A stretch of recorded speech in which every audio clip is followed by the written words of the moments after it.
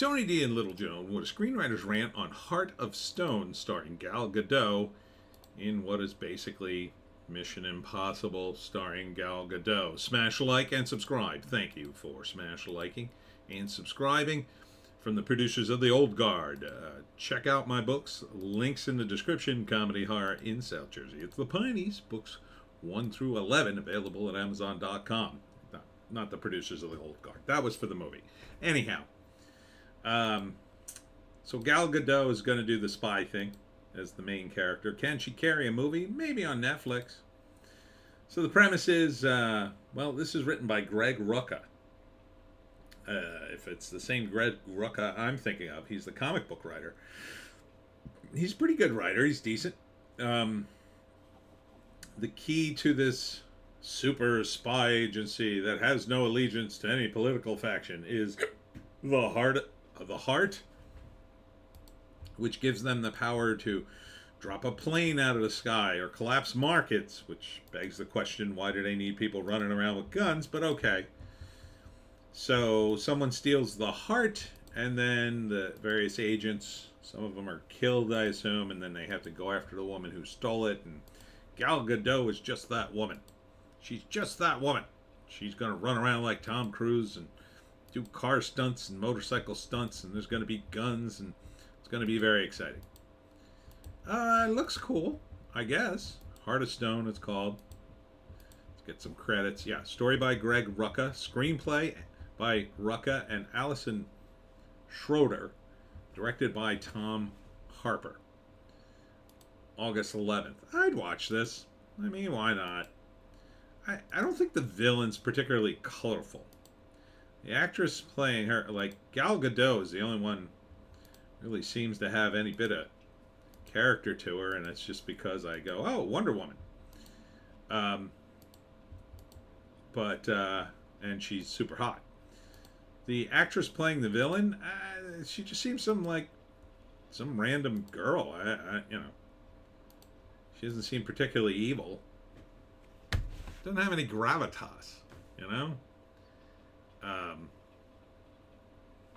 I mean, I guess it's good they match her up against another woman, but it just doesn't do much for me in terms of the villain.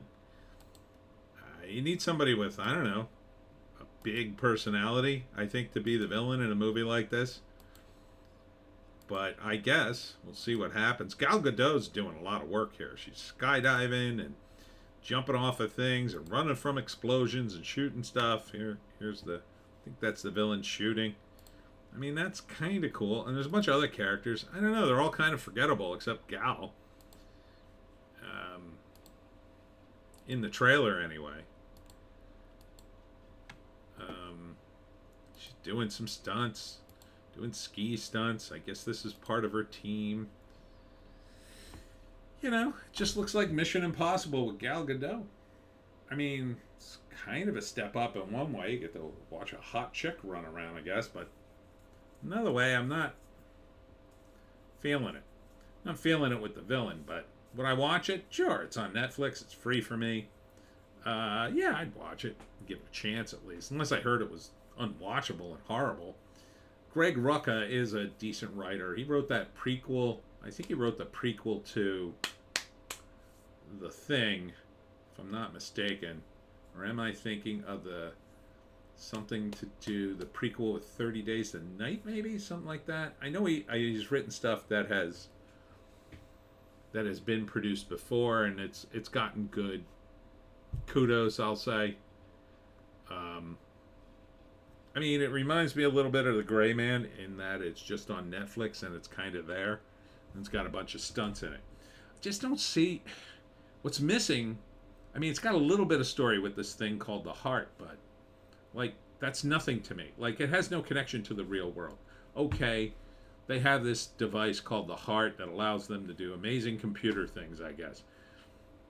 So, what? I mean, how about something, I don't know, something in the real world that we can kind of get behind? I don't know. And the idea of it's supposed to be some sort of spy agency with no political affiliation, I kind of don't see that. kind of just don't see that happening. But I guess there's a way to make that happen. I don't know. It just, it needs the movie, or at least the trailer's lacking enough personality for me to go, really, yeah. It's sort of just like there. I mean, let's see. No write up at all. Okay. So first act, they're doing spy stuff and it's going smashingly well.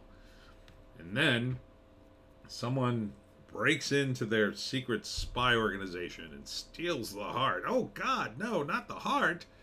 It sounds like such an important MacGuffin. And then the second act, everything falls apart. Like they had this great deal where they're manipulating markets and world events. And now suddenly they can't do it.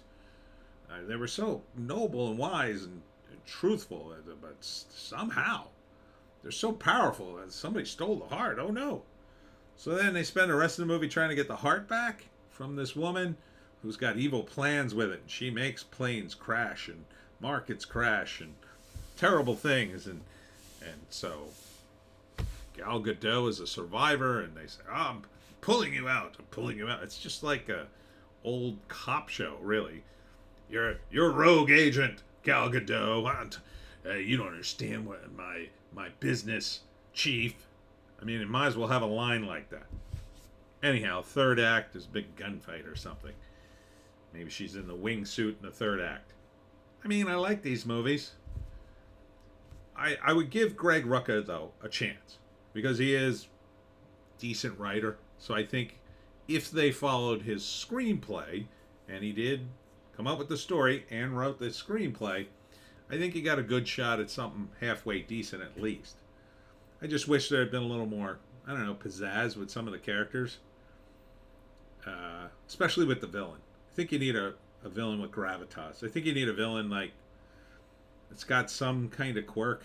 I mean, as much as I thought the Gray Man was kind of lame, at least Chris Evans was trying to lend a lot of character to his villain. I didn't think it worked for him because he's a little too clean cut for the role, but at least he tried. I'm not really seeing that here, but I would give it a chance. Yeah, I would give it a chance. Anyhow, August 11th, if you're interested. And that's it for me, Tony D and Little Joan. Check us out on Odysee, Bitchute, and Rumble for our more bass takes. We've got 2 other bass takes. They're way more based over at Rumble, Odysee, and Bitchute.